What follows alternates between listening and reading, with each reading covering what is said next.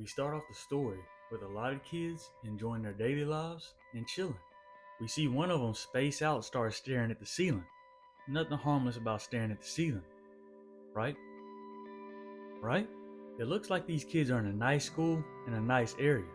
But being that it is school, you know they gotta get hit with some tests. And this test comes with questions that most of these kids don't really want to know the answer to. Outside? The outside?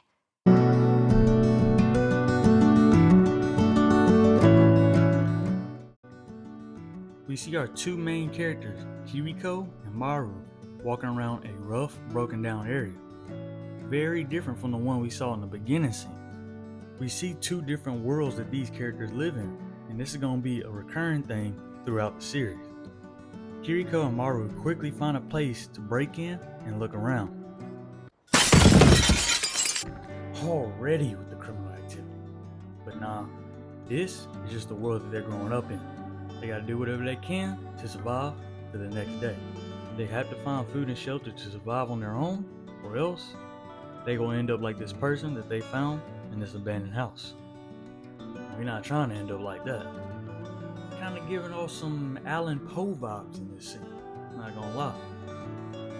These kids learn how to make do with what they have, but they could use some cooking lessons. They run into some trouble, but you know they ain't gonna get caught lacking because they got that thing on. Kiriko like, you ain't gotta get ready if you stay ready. She always got it on. But these dudes think they're bluffing and think the gun isn't real, so they attack them. If they don't have the gun, even if the gun is fake, they still got the hands. And ain't nothing fake about the hands. And Maru's just giving him the beats like he's supposed to. And you know Kiriko had to show him, this gun ain't for show. But some good did come out of these dudes trying to press him because they got the answers to a place that they're looking for. They're both looking for a place called heaven. Ain't we all though? We switched places for a minute, but it's back to the place we saw in the beginning, heaven. And once again, we see two different worlds that these kids are living in. One is just getting ready, taking tests, playing with friends. The other, breaking into places, fighting off criminals. Tale of two cities. And from this, you can clearly see which place is supposed to be heaven. Supposed to be. However, these kids living in this heavenly place don't know much about the outside world, as they are living in what looks like to be an isolated city or town inside a dome, away from all these other problems. They keep getting test questions about the outside world, but they can't answer it because they don't know anything about it. So this makes you think, what is the wall truly there for? Usually it's to keep something out or to keep something in. Only time will tell which one is which. Mimi Hime says she has dreams of a person from the outside coming to save them that looks just like her friend Tokyo. How do you have a dream about somebody you never met? I don't know. So all this does is raise more questions for the kids. Kiriko and Maru already live in the outside world, so they already have a great understanding of what goes on in it. And stopping at this house/inn was a good idea because they get shelter, baths, and food. Even though the woman is very nice, she isn't afraid to speak her mind, even if it's wrong. But the fact remains, having a child of incest is fundamentally dangerous! Sorry, back up, what did you say? But Kiriko sees a gun in the woman's corner and asks about a thing called man-eaters. They both offer to kill it for her so they can return her kindness, but she doesn't really like that. And we see people playing around in school, taking tests, hanging out with their friends. Even though these kids ran into a bit of trouble outside, this show takes a crazy turn that you don't really see coming.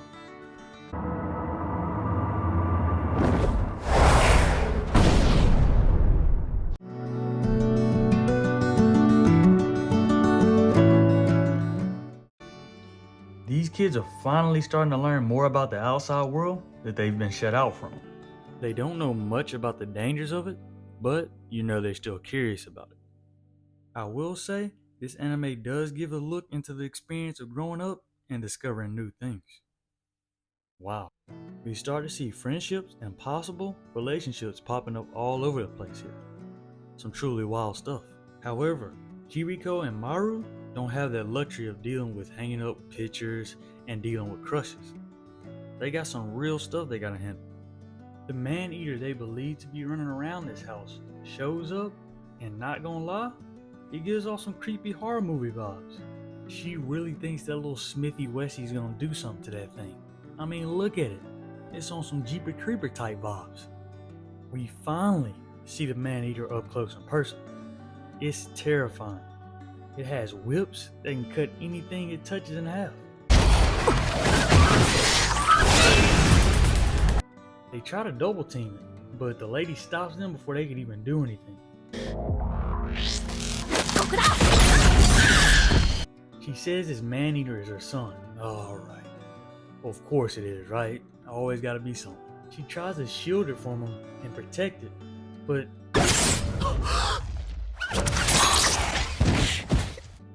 Damn, lady. We already knew what was gonna happen. The man-eater does what the man-eater does and kills her. Cause I mean, it's not her son anymore, it's a man-eater. Duh! That's what they've been trying to tell her, but she had to find that out the hard way. After seeing someone die right in front of her, Maru steps up and he puts this thing down for the count.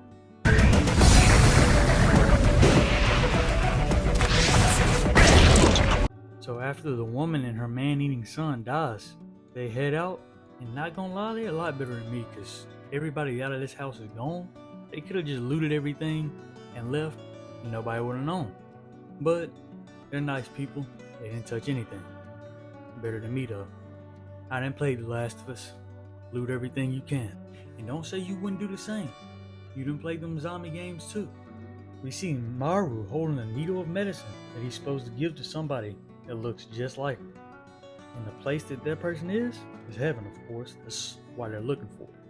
We have seen somebody that looks just like her. Her name is Tokyo. I mean, see, look at the side by side. Like, he's not gonna have any problem finding that person. This medicine is supposed to help them and a lot more people. So, they have to make it to heaven to get the job done. They have gotten lucky so far though. They ran into some nice people along the way. Some nice people. They even start to think they're in the right place. But they haven't found anybody that looks like Maru yet. And even though Maru doesn't get recognized, Kiriko gets recognized by some people. She gets recognized for being some kind of famous racer. Oh, we get a little bit of mystery, and it's getting kind of juicy. And the picture does look like her, just with different hair. And I know when I say these kids are looking for heaven, looking for something to lead them to heaven, that it seems kind of weird. Like, what are they looking for? Are they looking for drugs? Are they looking for, a way to go to actual heaven? Like, nah, they're actually looking for a place called heaven with actual people. Just clearing it up just in case the going to heaven thing got a little confusing. They not looking for drugs, huh? So they get on a boat heading towards Tokyo, but on the way there, Maru confesses that he has a crush on Kiriko. He goes in slowly, but he's got to slow his roll, because Kiriko says she's actually a boy in a girl's body. I know, crazy word. If you didn't like him, you could have just said that. Kind of crazy. You keep saying the worst she can say is no, but he's gonna remember this one.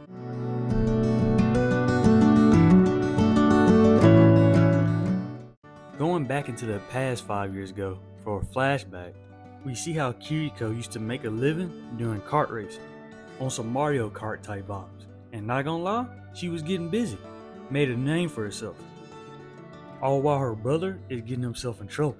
But Robin, the guy she is currently looking for, saves him. Robin puts the beats in on him and it's a light work. We see Kiriko and her brother together for the first time. We see her friends, and a lot of them are people she is currently looking for. Although she might be looking for some of these people, her friends think that Doc is kind of suspicious and heard that he does experiments on man-eaters and humans. No foreshadowing, of course. Her little brother is brave and tries to protect people from man-eaters, but is strongly advised against doing so because it's so dangerous. And on top of being brave and killing monsters, he supports his big sister like a good little brother, showing up to all her races and watching to the end. However, while he was watching this race, a man-eater hides itself on the track and is getting ready for good eats. I mean, this thing is really spawn camping his meals. Being the brave hero that he is, he tries to warn everyone, but no one hears him. So he jumps into action and tries to stop the man-eater himself. So he tries to shoot it with the gun and that didn't work, so he tries to stab it with a knife. Like, come on, bro. Like, you just trying to be a meal at this point. There were probably way better ways to go about that situation, but this definitely ain't one of them. He gets dealt with accordingly, but Kiriko sees him and tries to save him. I mean, she was fast, but not fast enough, as the man-eater lives up to his name and eats half of her brother.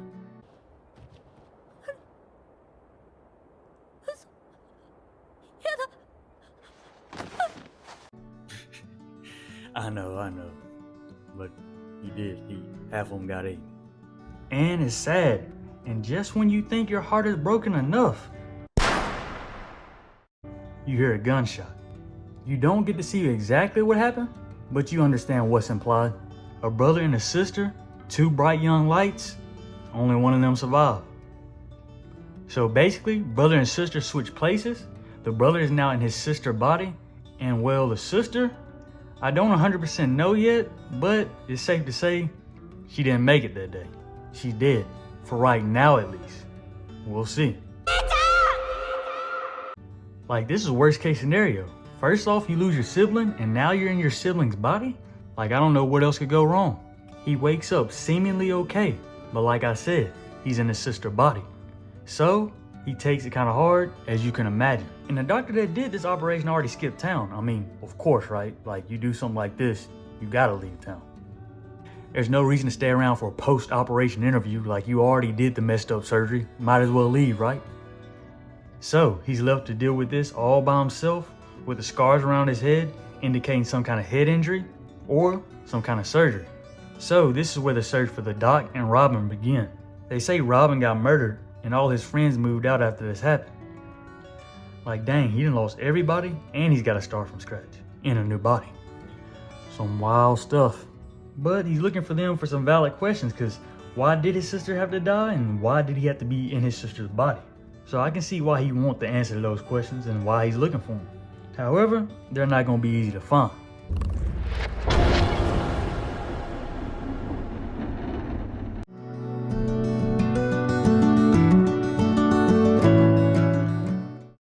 And after seeing Kiriko's backstory, you can see the two different worlds these kids live in. Like, it's night and day.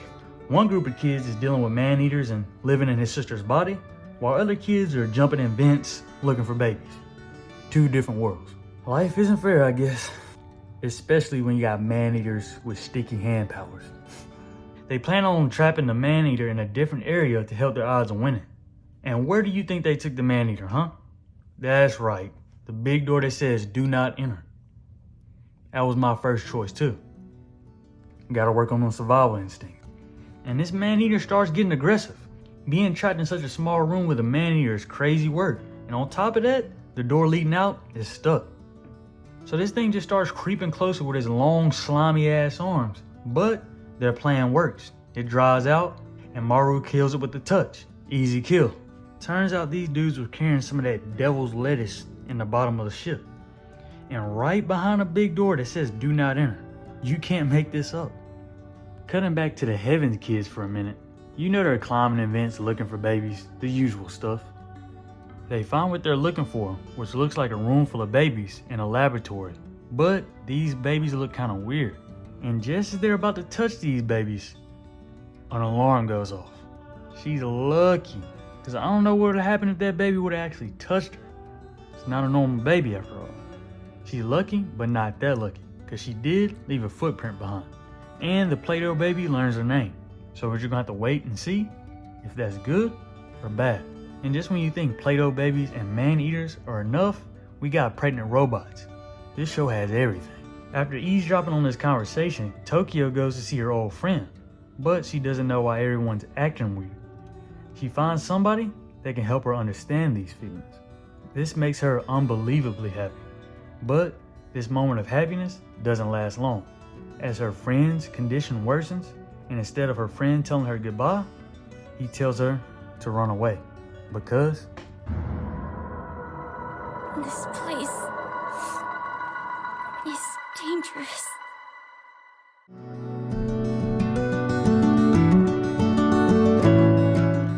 we start off this episode in a small town. So far it's not that bad. Maru's just chilling and playing games. A group of people press him, but we already know he's good with the hands, so we know how this ended. For some kids, they really can handle themselves. In the mix of this, you can kind of see Maru and Kiriko's relationship and how they care for each other, coming to each other's side when they need help. We take a look into Maru's flashback and we see just how rough he had it as an orphan. The leader of his orphanage got killed and the group had to get raised by a killer. Now we see why Maru's so good with the hands. He would soon run into a person that would teach him his technique, the Maru touch. And to be honest, since then, he's been all over the place, traveling from town to town, trying to find his place. But however, after this altercation, Maru's probably gonna have some heat on him. So, Kiriko decides to hide Maru back at the safe spot, while she heads back out to see if she can find any more information. She goes back to the room to regroup with him, and he's not there.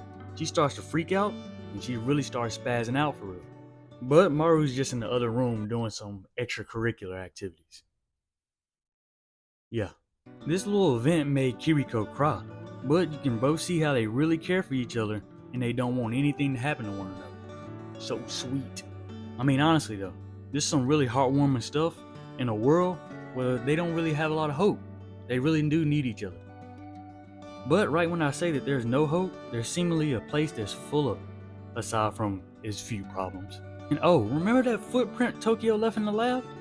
Of course, they found it. They low-key know it's her, but she's not even thinking about that. She has bigger things to worry about right now. Like her friend that passed away in his sleep.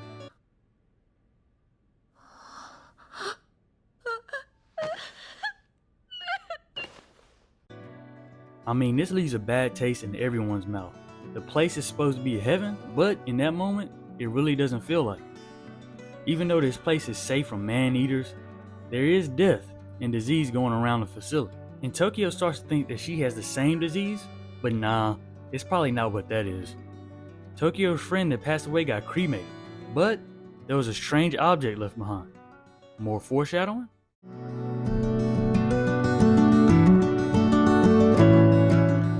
Maru and Kiriko finally reach the next town over, looking for the doctor that the man told them about. But they get a little sidetracked and stop to collect some fresh water that they heard about. So they go into an underground parking lot looking for fresh water. I know what you're thinking. Underground parking lot, fresh water? Nah. But instead, they find a man slumped over and on death's door saying save his friend from the monster. Like, bruh, we just down here looking for water and now I got an unskippable side quest because of this dude right here? And this can't be the friend he's talking about saving. Like, I hate to tell you, but you're gonna be regrouping with your boy in a minute once you bleed out. So the monster that this dude was talking about and the thing that squad wiped both of them was actually a bear. Like, they gotta worry about man-eaters and bears? Getting tough out here. The bear attacks them and chases them into the street. But Kiriko thinks fast and shoots out a beam, stopping the bear. Like, she really thinks she Arthur Morgan or something.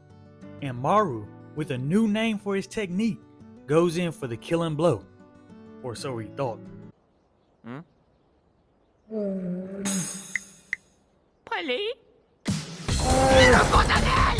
Since it was an animal and not a man-eater, his technique didn't work. So now they're stuck at the top of the beam and the bear's just waiting down there for them, hiding in the shade. So they can't stay up there forever, obviously. So Kiriko warms up the battery for the gun and... Never mind, she dropped it. And who you think has to go get it? Come on, you know this. That's right, Maru's the lucky winner. And initially Maru doesn't want to go get it, but Kiriko bribes him and he wastes no time going down there.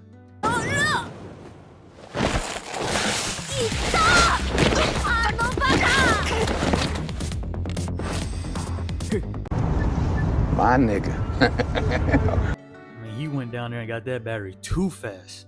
The bear was waiting on him though. He's not skipping out on a meal. He's ready for this one. Maru and Kiriko make up a plan to try to shoot the fourth shot in their gun to see if it actually works. Kiriko is really surgical with that gun though. They make it back safely, but Maru didn't forget about the deal. Instead of him going through with his deal, he got someone trying to get at him, and his touch almost kills him. He realizes this and calls Kiriko in the room, but you really can't explain this. Maru is not living that one down either.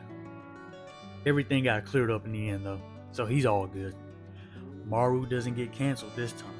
But this little situation where Maru can go into humans and touch their soul has to make you think, what else is in store for them during this journey? And could he possibly use this on anybody to see who is in the body? Whose soul is this? You know, a little force add-on? We don't know. We don't have to see. Well guys, that's all for this episode. Let me know your favorite moments and parts from the show. And it's been the Colonel, signing off. Peace. Polly?